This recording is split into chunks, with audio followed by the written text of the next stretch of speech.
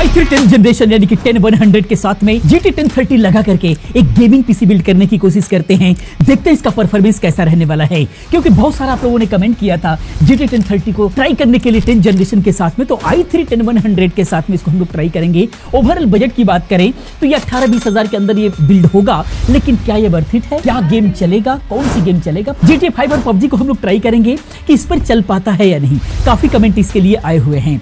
देखते हैं पहले इसके अंदर हम लोग यूज क्या कर रहे हैं। सबसे पहले प्रोसेसर की अगर हम लोग बात करें, i3 का 10100F इसके अंदर प्रोसेसर लगा हुआ है।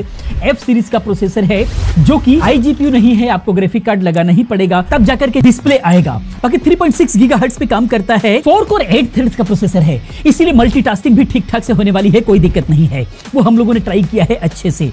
बाकी जिस मदरबोर्ड पे हम लोग लगा रहे हैं वो है एंट वैल्यू का H510। ये LGA 1200 को सपोर्ट करता है। डायरेक्टली M.2 NVMe इसके ऊपर लगता है। अगर हम इनके प्राइसेस की बात करें तो अगर हम i3 10100 की बात करें तो ये 5,500 से 6,000 रुपए में मिल जाता है। इस मदरबोर्ड की बात करें 4,000 रुपए के आसपास में मिल जाता है। इसके अलावा अगर हम रैम की बात करें तो हम लोगों ने इस पे लगाया 16 GB, ताकि किसी प्रकार की कमी ना हो, बेहतर परफॉर्मेंस निकाल करके दे। 8 GB की 2 स्टिक हमने लगाया। EVM का 3200 मेगाहर्ट्ज में हम लोगों ने दोनों ही चैनल यूज किया हुआ है, और इस पे हम लोग डायरेक्टली मदरबोर्ड पे M.2 NVMe WD का 250 GB हम लोगों ने यूज किया हुआ है। और बाकी पावर सप्लाई की बात करें तो इस पर हम लोगों ने 500 वाट का पावर सप्लाई नॉर्मल वाली वैल्यू सीरीज वाला हम लोगों ने यूज किया हुआ है। 450 वाट की पावर सप्लाई भी चल सकती है, कोई दिक्कत नहीं है इस ग्राफिक कार्ड के साथ में। बाकी 500 वाट लगाते हैं तो कोई भी 8 पिन का जो सॉकेट होता है वो मिल जाता है, जिसकी वजह से कोई सा भी ग्राफिक कार्ड आराम से आप इस पे चला पाएंगे। बाकी जो है जोटे की तरफ से आने वाला GeForce GT 1030 हम लोग इसके अंदर यूज कर रहे हैं। 2 GB का GDDR5 जो कि एक अच्छा खासा परफॉर्मेंस निकाल करके दे सकती है। PCI 3.0 के साथ में आती है। तो ये सारी चीजें लगा करके हम लोगों ने पीसी बिल्ड किया है। चलिए चलते हैं डेस्कटॉप की तरफ, देखते हैं इसका क्या परफॉर्मेंस निकल करके आता है जो हम लोगों ने ट्राई किया हुआ है। दोस्तों स्क्रीन पर आ गए हैं। पहले हम अगर इसके स्पेसिफिकेशन की बात करें तो आप देख पाएंगे Intel Core i3 का 10100F 4 कोर 8 थ्रेड्स का प्रोसेसर है, और जो इसके ऊपर हम लोगों ने ग्राफिक कार्ड लगाया हुआ है वो लगाया हुआ है GT 1030 जो कि आपके सामने है। इसको प्रॉपर तरीके से हम लोगों ने टेस्टिंग किया हुआ है। टेस्टिंग का तरीका थोड़ा सा अलग हम लोगों ने किया हुआ है, जो कि प्रॉपर तरीके से सही रिजल्ट जो निकल करके आएगा वो हम लोग आप लोगों तक पहुंचाएंगे। प्रॉपर घंटों इसकी टेस्टिंग चली है, जिसमें जो रिजल्ट निकल करके आया है वो मैं आप लोगों के सामने रख रहा हूं। कोरल ड्राइव पे रगड़ करके टेस्टिंग किया गया है प्रॉपर तरीके से, जिसका जो रिजल्ट निकल करके आया, जूम इन जूम आउट कीजिए किसी भी लेवल से, जो है कितना भी उसको जूम करके भी हम लोगों ने इमेजेस को इधर उधर करने की कोशिश किया है, कहीं भी डिले नजर नहीं आया। कोरल टॉप बिल्कुल परफेक्ट चलेगा। आप चाहे किसी भी प्रकार का बड़े बड़े बैनर पोस्टर वगैरह डिजाइन करना चाहते हैं आराम से कर सकते हैं। फोटोशॉप के बारे में बात करें तो उस पर भी एक हैवी फाइल ओपन करके उस पर भी हम लोगों ने ट्राई किया है, सारे ऑप्शंस को ट्राई किया है, बहुत अच्छा काम कर रहा था। यानी कि ग्राफिक डिजाइनिंग अगर कर रहे हैं कोरल ड्राइव फोटोशॉप को यूज करके तो ये i3 का 10100F बहुत अच्छा चलेगा। साथ में GT 1030 लग जा रहा है, तो दोनों मिलकर के कॉम्बिनेशन जो बन रहा है ये ग्राफिक डिजाइनिंग को बहुत अच्छे से बूस्ट कर रहा है। हम लोगों ने कोई सॉफ्टवेयर बंद नहीं किया। कोरल ड्राइव 2021, फोटोशॉप 2021 और साथ में प्रीमियर प्रो भी हम लोगों ने ऑन किया था, वो भी चल रहा था। और साथ में ऑनलाइन के बहुत सारे टास्क भी हम लोगों ने ओपन करके रखा था, यानी कि मल्टीटास्किंग को भी हम लोगों ने पूरा यूज करने की कोशिश किया है। 4K की वीडियो को प्ले किया, बहुत ही शानदार स्मूथ प्ले हो रहा है। बाकी Amazon, फ्लिपकार्ट वगैरह हर चीज को हम लोगों ने ट्राई किया, बहुत ही शानदार, कहीं भी कोई भी डिले नहीं आया। नेट भी बहुत अच्छे से चल रहा है। कहने का मतलब ये है ऑनलाइन क्लासेस वगैरह करना है शानदार तरीके से कर सकते हैं, कम बजट के अंदर पीसी बिल्ड करके। 10th जनरेशन शानदार है, क्योंकि इस पे बिल्कुल लीगली विंडोज 11 आप इंस्टॉल कर सकते हैं।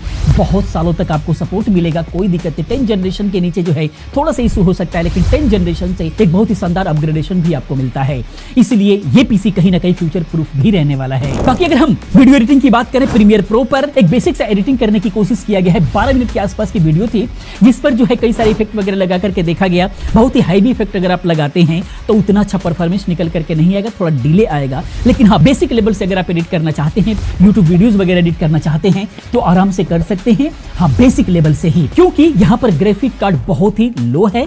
थोड़ा सा अगर ग्राफिक कार्ड को बढ़ाते हैं, जैसे 1050 Ti वगैरह लगाते हैं, GTX 1660 सुपर वगैरह लगाते हैं, तो वहां पर जाकर के आपको बूस्ट अच्छा खासा मिलेगा। फिर हाई रेंडरिंग वगैरह आप कर पाएंगे, जिसके वजह से ही ये 12 मिनट की वीडियो थी, 12 मिनट के आसपास की। इसको जब हमने रेंडर किया तो रेंडरिंग में भी 12 मिनट के आसपास ही लिया। तो यहाँ पर रेंडर में टाइम आपको देना पड़ेगा। रीजन उसका ये हो रहा है कि ग्राफिक कार्ड थोड़ा सा लो पड़ रहा है। ये ओवरऑल प्रोडक्टिविटी की अगर हम लोग बात करें तो बहुत ही शानदार जो है इसका परफॉर्मेंस निकाल करके दिया है प्राइस के अकॉर्डिंग। बाकी बेंचमार्क की अगर हम लोग बात करें, सीपीयू बेंचमार्क के लिए हम लोगों ने यूज किया सिनेबेंच 2024, जिसका स्कोर आप देख पा रहे हैं बहुत ही शानदार निकल करके आ रहा है। सिनेबेंच 823 भी हम लोगों ने यूज किया। बाकी गीक बेंच भी हमने चलाया जिसका सिंगल स्कोर मल्टी स्कोर आप देख पा रहे हैं। इसके अलावा जीपीयू के लिए हम लोगों ने यूज किया 3D मार्क, और उसके बाद पीसी मार्क 10 भी हम लोगों ने चलाया जो कि आपके सामने है। गीक बेंच OpenCL चलाया। सभी का रिजल्ट देखने से क्या लग रहा है, जो परफॉर्मेंस है, आराम से कोरल ड्रा, फोटोशॉप और बेसिक लेवल से वीडियो एडिटिंग वगैरह कर सकते हैं। मार्केट में दुकान है, ऑफिस है, इन सब में काम करने के लिए बेहतरीन पीसी बिल्ड है। लेकिन गेमिंग में क्या, उसके लिए देते हैं आकाश को, उसके बाद मिलते हैं, देखिए कैसा परफॉर्मेंस रहा। तो क्या ये पीसी इन्हीं दोनों गेम्स के लिए कैपेबल है या नहीं। अब GTA 5 को तो मैंने बहुत देर तक खेला, तो मैं वो चीज बताता हूँ कि इसमें परफॉर्मेंस हमारी क्या रही क्या नहीं रही। तो अगर सेटिंग्स की बातचीत की जाए GTA 5 के अंदर, तो मिनिमम सेटिंग पर रख रखा है और सारी सेटिंग्स जो रॉ पर है वही मैंने रख रखी है। और हाँ, कोई भी चीज़ मैं चेंज नहीं कर सकता, क्योंकि आप लोग नोटिस करोगे कि यहाँ पर रेड लाइन मेरी हो चुकी है। अगर मैं इससे कोई भी सेटिंग्स चेंज करता हूँ तो वो हमारी रेड लाइन से ऊपर जाएगा, और वो चीज़ GTA 5 बिल्कुल भी अलाउ नहीं करेगा। तो इसलिए मैं कोई भी चीज़ को चेंज नहीं कर सकता, सिर्फ और सिर्फ उसी सेटिंग्स पर मुझे खेलना पड़ेगा। और जैसे कि आप लोग यहाँ पे देख सकते हो, यहाँ पर भाई फुल तबाही चल रही है, एकदम पूरा धूम धड़ाका सारी चीज़ें चल रही है। और जो हमारे FPS है वो 30 के आसपास लॉक हो रखे हैं। और जैसे कि आप लोगों ने सेटिंग्स में देखा भी होगा कि वीसिंग हमारा हाफ पर था, जिसकी वजह से हमारे FPS जो है वो 30 पर लॉक पड़े हैं। और अगर हम वीसिंग को ऑफ करते या तो ऑन करते, तब जाके ये चीज़ चेंज हो सकती थी। 30 से ऊपर भी जा सकते थे, 30 से नीचे भी जा सकते थे, लेकिन हाँ, रेड लाइन की वजह से ये चीज़ पॉसिबल नहीं हुई। तो नेक्स्ट चीज़, अगर हम टेम्परेचर की बातचीत करें, तो हमारा जो रूम का टेम्परेचर है वो है 27 डिग्री सेल्सियस, 27.6 डिग्री सेल्सियस। और जो हमारे गेम का टेम्परेचर है, मतलब CPU का जो टेम्परेचर है वो 50 to 60 डिग्री सेल्सियस तक गया है।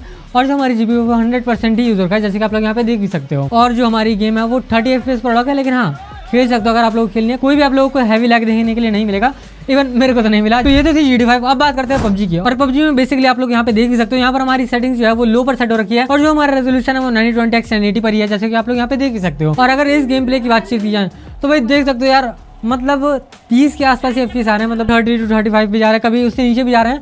लेकिन हाँ, गेम थोड़ी बहुत स्मूथ है। मैं ये नहीं कहूँगा कि आप लोग लो सेटिंग पर खेल सकते हो।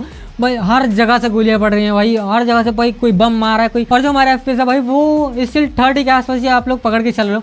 और जो हमारा टेम्परेचर है वो भी हमारा इसमें भी 50 to 60 के आसपास ही है। और जो हमारी GPU वो 100% यूजिंग पर है। तो ये तो रही हमारे लो सेटिंग्स की बातचीत। अब करते हैं लो सेटिंग्स को और भी नीचे, अभी वेरी लो पर चलते हैं।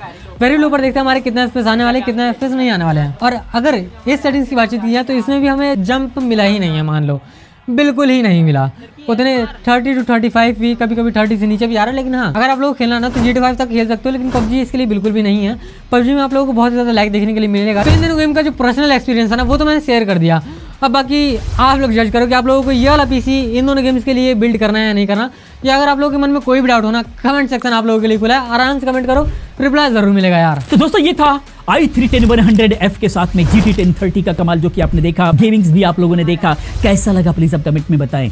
गेमिंग में मिला जुला करके थोड़ा सा कॉम्प्रोमाइज करते हैं तो यहाँ पर चल पाएंगे, क्योंकि GT 1030 है। अगर ये रीयूज्ड में मिलता है ग्राफिक कार्ड 4 से 5 हज़ार रुपए में, तो बिल्कुल भी ले सकते हैं। नया लेंगे तो करीब करीब 7 हज़ार रुपए के आसपास में मिलता है, जो कि थोड़ा सा ओवर प्राइस्ड हो जाता है नए में। तो नए में अगर आपको लेना है तो RX 550 ले लेंगे तो ज़्यादा बेहतर होगा, इसी के आसपास में मिल जाएगा। इसीलिए नया लेने की सलाह नहीं दूंगा। आप अगर कहीं पर रीयूज मिलता है तो बिल्कुल भी आप इसको सेलेक्ट कर सकते हैं। बाकी दोस्तों ये वीडियो इन्फॉर्मेशन कैसा लगा प्लीज़ आप कमेंट में ज़रूर बताएं। इसी प्रकार की तमाम वीडियोस को देखने के लिए चैनल को सब्सक्राइब करने के लिए आप सभी का बहुत बहुत धन्यवाद।